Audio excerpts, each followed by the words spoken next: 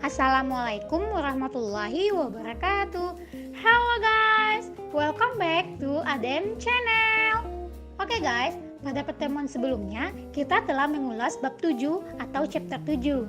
Nah, pada pertemuan kali ini kami dari kelompok 3 etika bisnis kelas 4A dan 4 akuntansi Politeknik Negeri Padang akan mengulas chapter 8. Nah, chapter 8 ini tentang apa lagi? Nah, pada chapter 8 ini kita akan membahas tentang Developing of Effective Ethics Program. Selamat menonton! Yang pertama, the responsibility of the corporation as a moral agent. Perusahaan tidak hanya sebagai entitas yang menghasilkan laba, tetapi juga sebagai agen moral yang bertanggung jawab atas perilaku mereka terhadap pemangku kepentingan, termasuk karyawan, investor, pemasok, pemerintah, dan pelanggan. Liputan di media berita tentang isu-isu spesifik seperti tunjangan karyawan, kompensasi eksekutif, produk cacat, praktik persaingan, dan pelaporan keuangan berkontribusi pada reputasi perusahaan sebagai agen moral.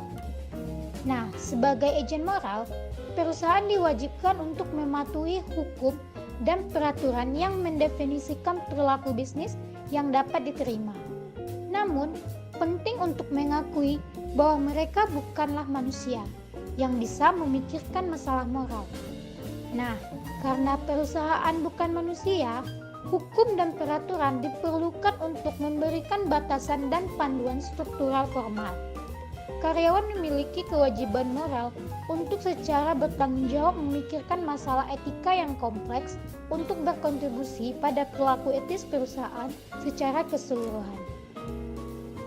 Meskipun jelas bukan manusia, perusahaan dapat dianggap sebagai agen moral dalam masyarakat yang diciptakan untuk menjalankan fungsi sosial tertentu.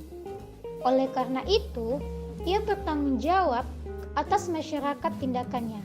Karena perusahaan memiliki karakteristik agen, tanggung jawab atas perilaku etis diberikan kepada mereka sebagai badan hukum, serta kepada individu atau kelompok yang mereka pekerjakan. Budaya perusahaan tanpa nilai dan komunikasi yang tepat tentang etika dapat memfasilitasi perilaku buruk individu.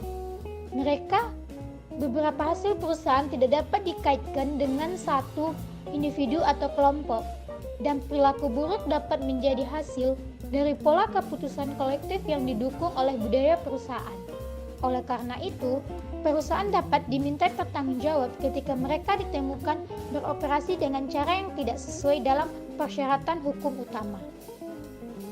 Nah, dalam banyak kasus, budaya perusahaan etis yang koheren tidak berkembang melalui hubungan individu dan impersonal yang independen.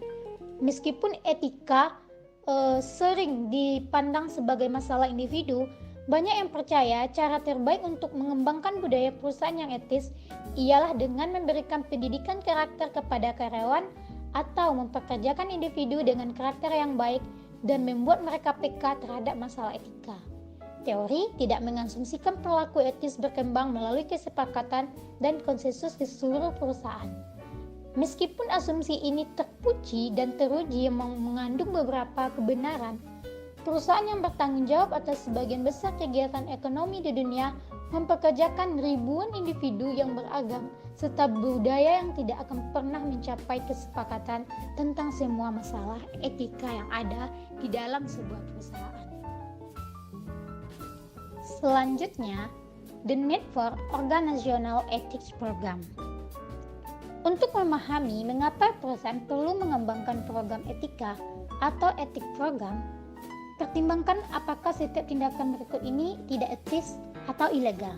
Yang pertama, Anda ingin bolos kerja untuk pergi ke pertandingan bisbol, tetapi Anda memerlukan alasan dokter. Anda membuat gejala sehingga perusahaan asuransi Anda membayar untuk kunjungan dokter. Yang kedua, saat menikmati light coffee lokal, Anda bertemu dengan seorang kenalan yang bekerja sebagai wiraniaga untuk perusahaan pesaing Anda. Anda akhirnya mengobrol tentang harga produk di masa depan. Ketika Anda kembali ke kantor, Anda memberitahu atasan apa yang telah Anda dengar. Yang ketiga, Anda dipecat dari perusahaan Anda. Tetapi sebelum berangkat ke suatu posisi di perusahaan lain, Anda menyalin daftar rahasia nama klien dan nomor telepon yang ada dalam kumpulan untuk mantan majikan Anda atau mantan perusahaan kita. Yang keempat, Anda menerima pinjaman dari orang tua. Anda membayar uang muka rumah pertama Anda, tetapi ketika menjelaskan sumber uang muka tersebut pada aplikasi Hebotek, Anda mencirikannya sebagai hadiah. Yang kelima, manajer Anda meminta Anda untuk mencatat beberapa pendapatan penjualan dari kuartal berikutnya ke dalam laporan penjualan kuartal ini untuk membantu perusahaan mencapai angka target penjualan. Anda setuju untuk melakukannya. Nah, dari 5 kejadian di atas, mungkin kita melebihi 1 atau 5 skenario sebagai tidak etis ataupun ilegal. Kenyataannya, semuanya berpotensi terhadap ilegal. Yang mana 5 hal tersebut adalah sesuatu perbuatan yang tidak etis atau boleh dikatakan kegiatan yang berpotensi ilegal yang tidak sesuai dengan etika, baik etika di dalam organisasi, perusahaan, ataupun etika di dalam keluarga kita. Nah, pertimbangan analogi bad apple dan bad barrel. Beberapa orang hanyalah bad apple yang akan selalu melakukan hal-hal demi kepentingan mereka sendiri, terlepas dari tujuan organisasi mereka atau standar perilaku yang diterima. Misalnya, Raja Ratnam, salah satu pendiri hedge fund Galleon Group, diduga menggunakan Galleon Group konsultan untuk mendapatkan keuntungan ilegal. Menurut jaksa, Rajatnam dan karyawan di Galleon Group terlibat dalam perdagangan orang itu lebih dari 35 saham yang menghasilkan keuntungan 45 juta US dollar. Budaya perusahaan di Galleon Group tampaknya telah mempromosikan perilaku ilegal atau tidak etis hanya sebagai cara berbisnis. Menghilangkan apple buruk melalui teknik penyaringan dan penegakan standar etika perusahaan dapat meningkatkan perilaku perusahaan secara keseluruhan.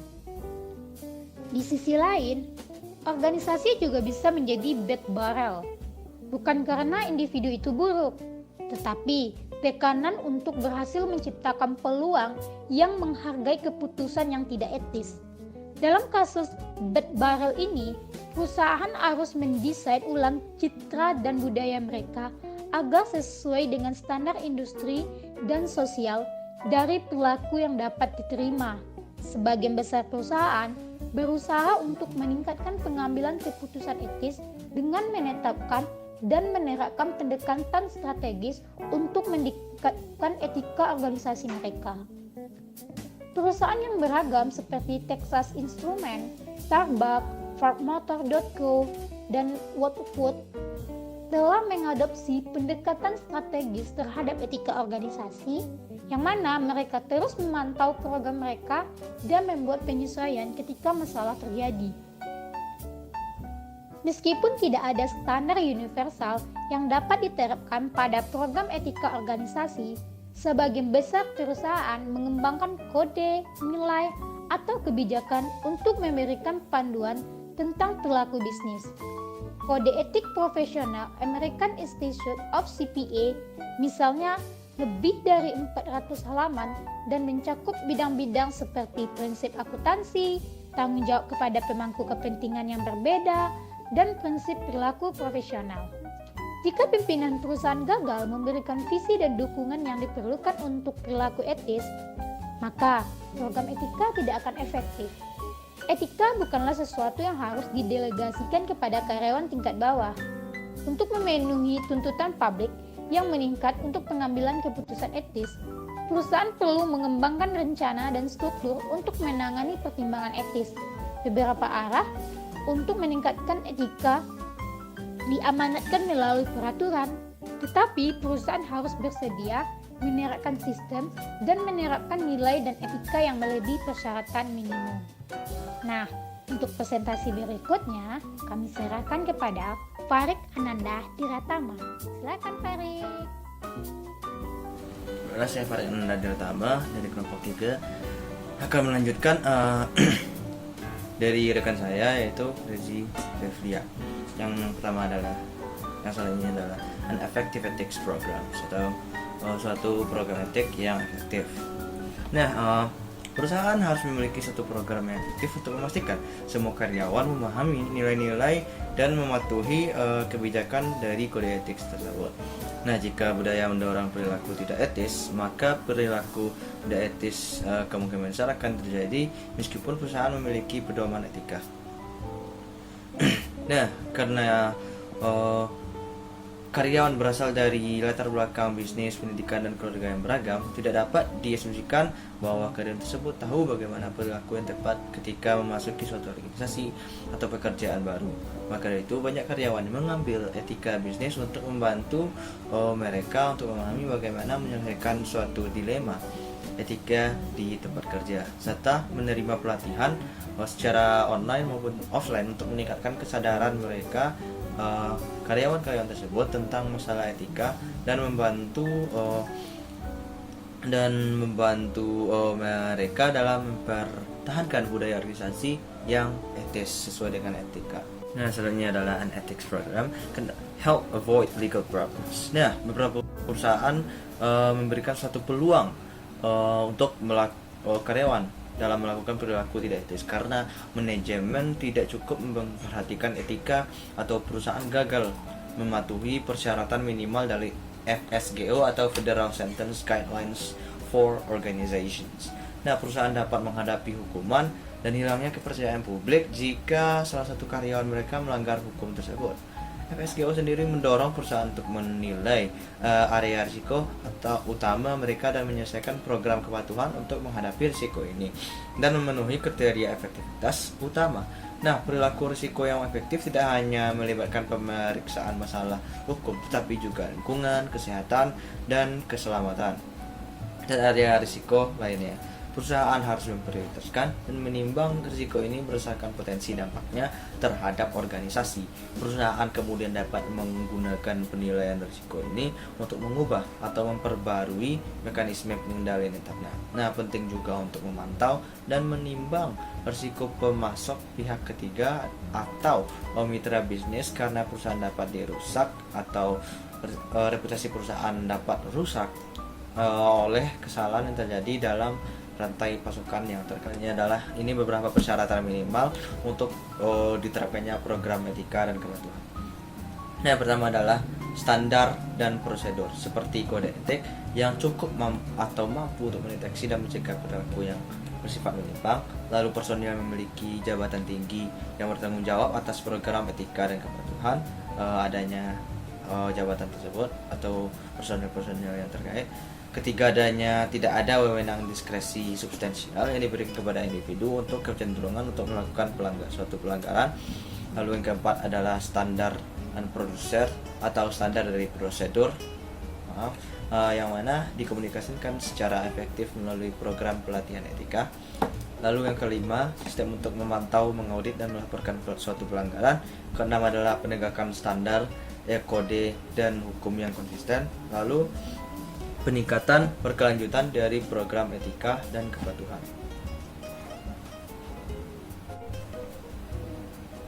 Selanjutnya adalah values versus compliance programs. Nah, tidak peduli apakah tujuannya, program etika dikembangkan sebagai sistem kontrol organisasi dengan tujuan sebagai untuk menciptakan prediktivitas dan dalam perilaku suatu karyawan dalam suatu perusahaan. Dua jenis sistem kontrol dapat dibuat. Sebuah orientasi kepatuhan menciptakan keterlibatan dengan mengharuskan karyawan mengidentifikasi dan berkomitmen pada perilaku khusus yang diperlukan. Ini menggunakan istilah hukum, undang-undang, dan kontrak yang mengajarkan karyawan aturan dan hukum untuk ketidakpatuhan. Sistem lainnya adalah orientasi nilai yang berusaha untuk mengembangkan nilai bersama meski dilampirkan hukuman. Nah, fokusnya lebih pada inti abstrak cita-cita seperti akuntabilitas dan komitmen.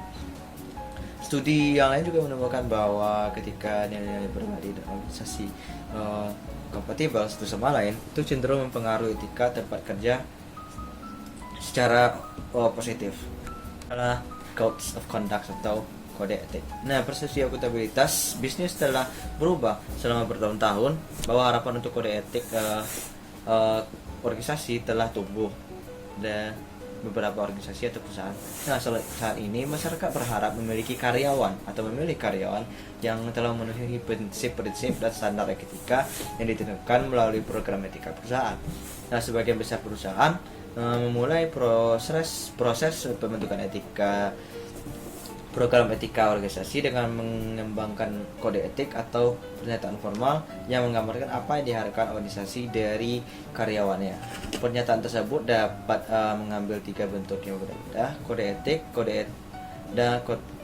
dan pernyataan nilai. Nah, sebuah kode etik adalah yang paling komprehensif yang terdiri dari pernyataan umum, kadang-kadang altruistik atau inspirasional, yang berfungsi sebagai prinsip dan sebagai dasar aturan perilaku. Kode etik umumnya menentukan metode pelaporan pelanggaran, tindakan disipliner untuk pelanggaran, dan struktur proses hukum dari pelanggaran tersebut. Nah, kode etik sendiri bisa juga berupa dokumen yang tertulis yang mungkin berisi beberapa pernyataan inspirasional, tetapi terutama menentukan jenis perilaku yang dapat diterima dan tidak dapat diterima. Lalu kode etik dapat menangani berbagai situasi, mulai dari operasi internal hingga presentasi penjualan dan praktik pengungkapan keuangan terkait dari suatu organisasi atau perusahaan. Selanjutnya adalah manfaat dari kode etik apabila dapat diterapkan secara komprehensif oleh suatu perusahaan. Yang pertama adalah memandu karyawan dan dalam situasi di mana tindakan etis tidak dapat dilihat. Lalu yang kedua adalah membantu perusahaan untuk memperkuat dan memperkenalkan karyawan baru dengan budaya dan nilai-nilainya. Kode dapat membantu menciptakan iklim integritas dan keunggulan yang bersifat unggul. Yang ketiga, membantu perusahaan mengkomunikasikan harapannya untuk stafnya kepada pemasok, vendor, dan pelanggan. Yang keempat, meminimalkan standar manajemen yang subjektif dan tidak konsisten. Yang kelima adalah membantu perusahaan tetap memenuhi peraturan pemerintah yang rumit. Yang keenam, membangun kepercayaan publik dan meningkatkan reputasi bisnis. Ketujuh, menawarkan perlindungan dalam mendahului atau membela diri dari tuntutan hukum. Yang kedelapan adalah meningkatkan moral, kebanggaan, loyalitas, dan rekrutmen karyawan berprestasi. Yaitu yang selanjutnya yang 9, mempromosikan perubahan sosial yang konstruktif dengan meningkatkan kesadaran akan kebutuhan masyarakat dan mendorong karyawan dan pemandu kepentingan lainnya untuk membantu.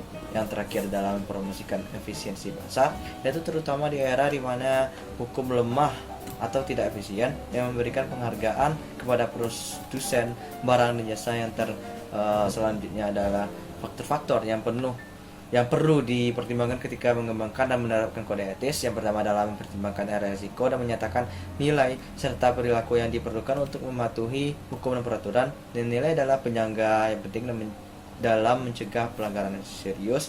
Kedua, mengidentifikasi nilai-nilai yang secara khusus menangani masalah etis saat ini.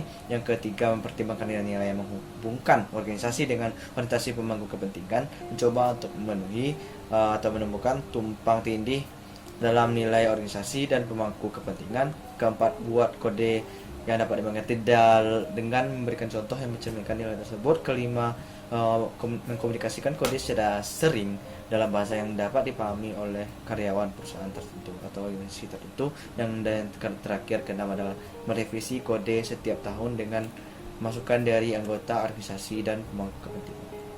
Mungkin itu saja dari saya. Selanjutnya akan dilanjutkan oleh rekan saya, Lendia Mulyani.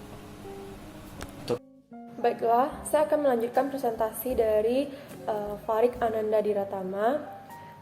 Poin yang saya bahas yaitu tentang yang pertama, ethics of yours atau pejabat etika.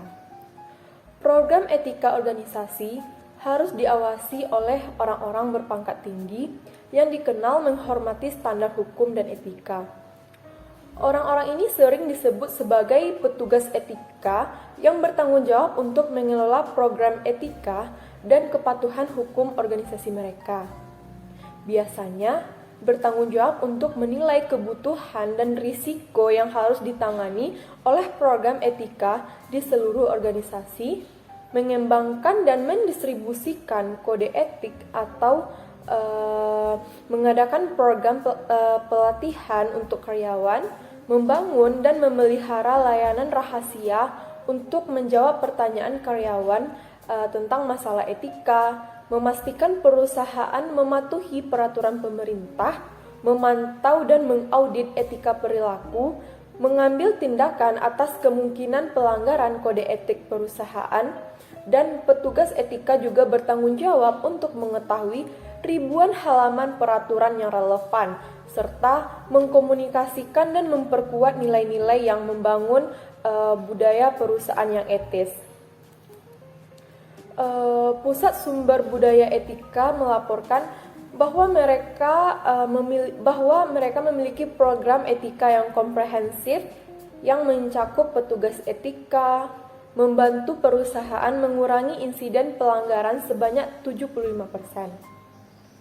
Kesalahan perusahaan dan berita utama yang menarik skandal memiliki dampak negatif yang mendalam pada kepercayaan publik untuk memastikan kepatuhan terhadap peraturan negara, bagian, dan federal.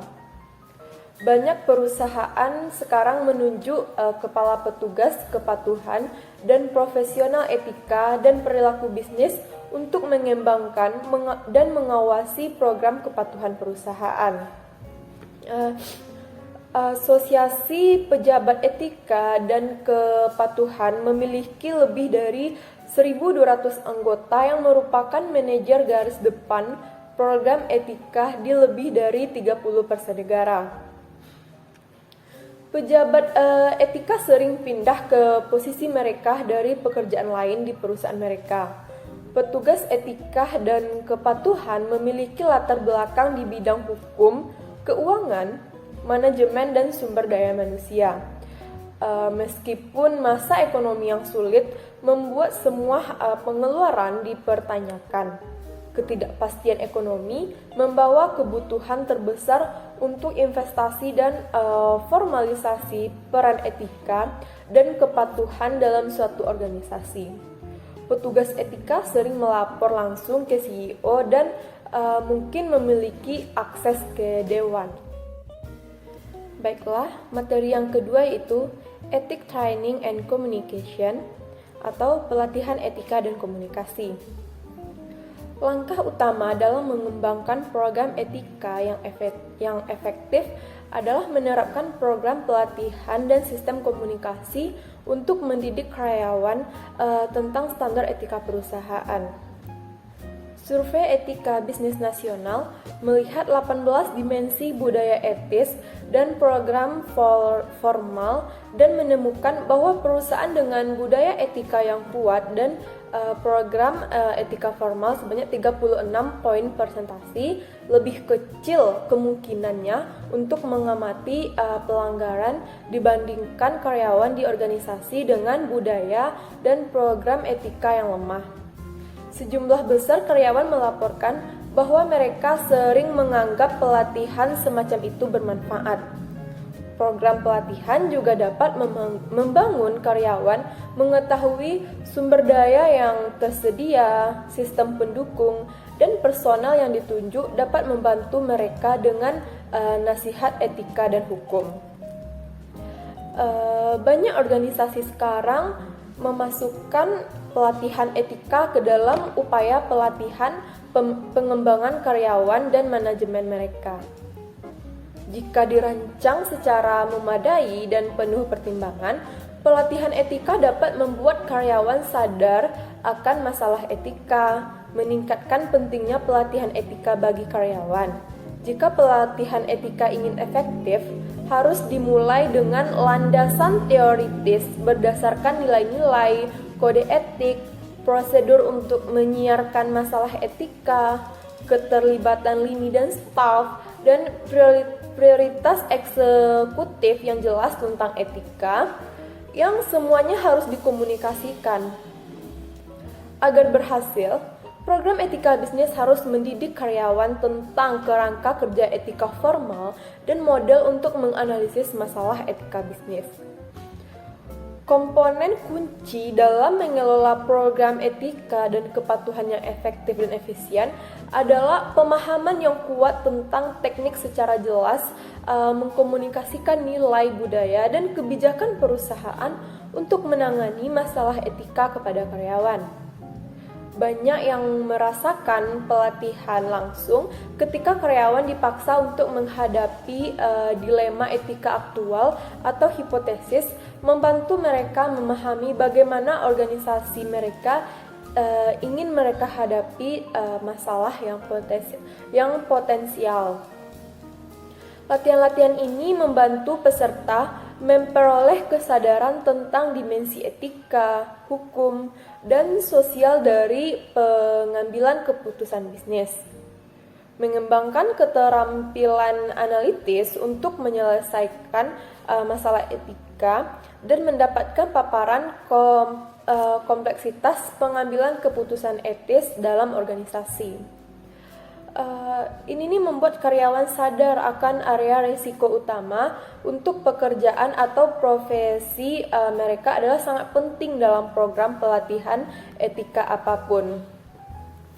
Meskipun pelatihan dan komunikasi harus memperkuat nilai-nilai dan memberikan karyawan kesempatan untuk belajar tentang aturan, mereka hanya mewakili satu aspek dari program etika yang efektif.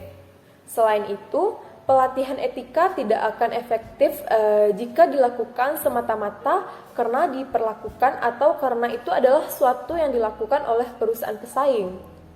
Enron memiliki program etika, namun eksekutif yang tidak etis tahu bahwa mereka mendapat dukungan dari Arthur Andersen, mitra konsultan audit dan akuntan firma, serta firma hukum, analisis investasi, dan dalam beberapa kasus regulator pemerintah.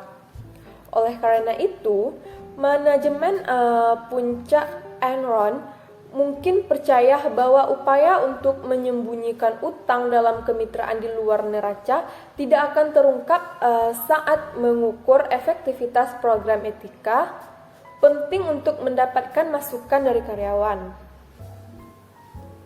Survei karyawan dan penggabungan pengukuran etika dalam sistem penilaian kinerja adalah dua cara untuk membantu menentukan efektivitas pelatihan etika perusahaan.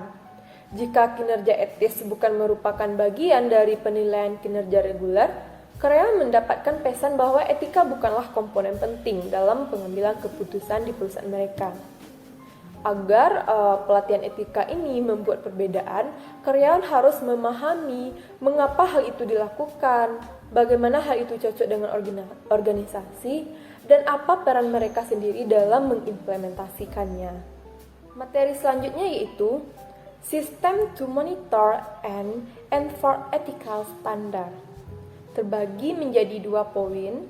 Yang pertama yaitu Continuous Improvement of an Ethics Program dan Common Mistakes in Designing and Implementing an Ethics Program.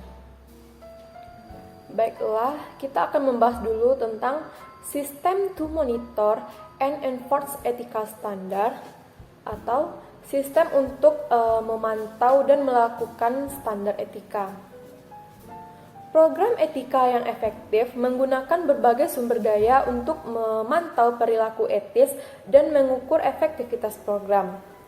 Mengamati karyawan, melakukan audit dan investigasi internal, mengedarkan survei, dan menerapkan sistem pelaporan adalah cara perusahaan dapat menilai kepatuhan terhadap kode etik dan standarnya. Audit eksternal dan tinjauan aktivitas perusahaan terkadang dapat membantu dalam mengembangkan tolak ukur kepatuhan. Kuesioner dapat berfungsi sebagai tolak ukur dalam penilaian kinerja etis yang sedang berlangsung dengan mengukur persepsi etis karyawan terhadap perusahaan mereka. Atasan mereka, rekan kerja mereka, dan diri mereka sendiri, serta berfungsi sebagai sarana untuk mengembangkan peringkat praktik etis atau tidak etis dalam diri mereka.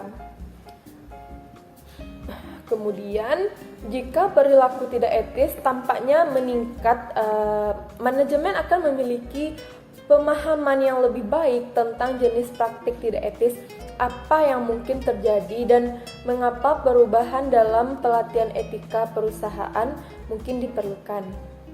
Banyak perusahaan yang membuat jalur bantuan etika juga dikenal sebagai hotline untuk memberikan dukungan dan memberikan kesempatan kepada karyawan untuk mengajukan pertanyaan atau melaporkan masalah. Perangkat lunak menjadi populer karena menyediakan laporan kekhawatiran karyawan, keluhan, atau pengamatan pelanggaran yang dapat dilacak dan dikelola. Dengan demikian, perusahaan dapat melacak investigasi, analisis, resolusi, dan dokumentasi laporan pelanggaran jika sebuah perusahaan tidak membuat kemajuan dalam menciptakan dan memelihara budaya etis. Ia perlu menentukan mengapa dan mengambil tindakan korektif, baik dengan menegakkan standar saat ini lebih ketat atau menetapkan standar yang lebih tinggi. Jika sebuah perusahaan gagal untuk mengambil tindakan korektif terhadap perilaku tidak etis atau ilegal, perilaku yang tidak pantas kemungkinan akan berlanjut. Petugas etika biasanya bertanggung jawab untuk menerapkan semua tindakan disipliner atas pelanggaran standar etika perusahaan. Banyak perusahaan yang memasukkan kepatuhan etis dalam evaluasi kinerja karyawan. Pejabat perusahaan yang sesuai, biasanya petugas etika perlu membuat rekomendasi kepada manajemen senior tentang cara menangani pelanggaran etika tertentu. Upaya untuk mencegah perilaku tidak etis penting untuk hubungan jangka panjang perusahaan dengan karyawan, pelanggan, dan komunitas mereka. Poin pertama dari sistem ini yaitu continuous improvement of an ethics program atau peningkatan berkelanjutan dari program etika. Meningkatkan sistem yang mendorong karyawan untuk membuat keputusan yang lebih etis sedikit berbeda dari menerapkan jenis strategi bisnis lainnya. Implementasi membutuhkan perancangan kegiatan untuk mencapai tujuan organisasi dengan menggunakan sumber daya yang tersedia dan mengingat kendala yang ada. Implementasi menerjemahkan rencana tindakan ke dalam istilah operasional dan menetapkan sarana di mana kinerja etis organisasi akan dipantau, dikendalikan, dan ditingkatkan. Kemampuan perusahaan untuk merencanakan dan menerapkan standar bisnis yang etis jika sebuah perusahaan menentukan kinerja etisnya kurang memuaskan. Misalnya, organisasi yang terdesentralisasi mungkin perlu memusatkan keputusan-keputusan kunci, setidaknya untuk sementara waktu, sehingga manajer tingkat atas dapat memastikan keputusan ini dibuat dengan cara yang etis. Sentralisasi dapat mengurangi peluang yang dimiliki manajer dan karyawan tingkat bawah untuk membuat keputusan yang tidak etis. Eksekutif kemudian dapat fokus pada inisiatif untuk meningkatkan budaya perusahaan dan menamakan nilai-nilai lebih etis di seluruh perusahaan dengan menghargai perilaku posesif dan sanksi perilaku negatif. Di perusahaan lain, apakah fungsi etika terpusat atau terdesentralisasi? Kebutuhan utamanya adalah mendelegasikan wewenang sedemikian rupa sehingga organisasi dapat mencapai kinerja etis. Poin yang kedua yaitu common mistakes in designing and implementing an ethics program atau kesalahan umum dalam merancang dan mengimplementasikan program etika. Banyak pemimpin bisnis menyadari bahwa mereka perlu memiliki program etika, tetapi hanya sedikit yang meluangkan waktu untuk menjawab pertanyaan mendasar tentang tujuan program semacam itu. Seperti yang kami sebutkan sebelumnya, beberapa tujuan program yang paling umum adalah untuk mencegah dan mendeteksi perilaku tidak etis serta pelanggaran hukum. Untuk mendapatkan keunggulan kompetitif melalui peningkatan hubungan dengan pelanggan, pemasok, dan karyawan, terutama untuk perusahaan multinasional, untuk menghubungkan karyawan melalui budaya perusahaan yang menyatukan dan berbagi. Kegagalan untuk memahami dan menghargai tujuan ini adalah kesalahan pertama yang dilakukan banyak perusahaan ketika merancang program etika. Akibatnya, tujuan program etika harus mengandung beberapa elemen yang terukur. Kesalahan ketiga adalah kegagalan manajemen senior untuk mengambil ahli program etika. Untuk menghindari masalah ini, program etika, termasuk kode etik dan materi pelatihan, harus mencakup umpan balik dari karyawan dari seluruh perusahaan. Bukan hanya Departemen Hukum, menyertakan bagian tanya jawab dalam program, referensi sumber daya tambahan untuk panduan tentang masalah etika utama, dan menggunakan daftar periksa, ilustrasi, dan bahkan kartun dapat membuat materi program lebih ramah pengguna. Di perusahaan multinasional, eksekutif harus melibatkan personel luar negeri sedini mungkin dalam proses untuk menumbuhkan pemahaman tentang nilai-nilai perusahaan dan untuk meminimalkan potensi kesalahan yang berasal dari kesalahpahaman. Kesalahan umum terakhir adalah merancang program etika yang tidak lebih dari serangkaian kuliah. Meskipun program etika seharusnya membantu mengurangi kemungkinan hukuman dan reaksi negatif publik terhadap pelanggaran, perusahaan harus menjadi warga korporat yang baik dan menyadari pentingnya etika untuk sukses dalam bisnis. Mungkin hanya itu yang dapat kami sampaikan dari kelompok 3. Mohon maaf apabila ada salah kata. Terima kasih telah menonton video kami, semoga bermanfaat. Assalamualaikum warahmatullahi wabarakatuh.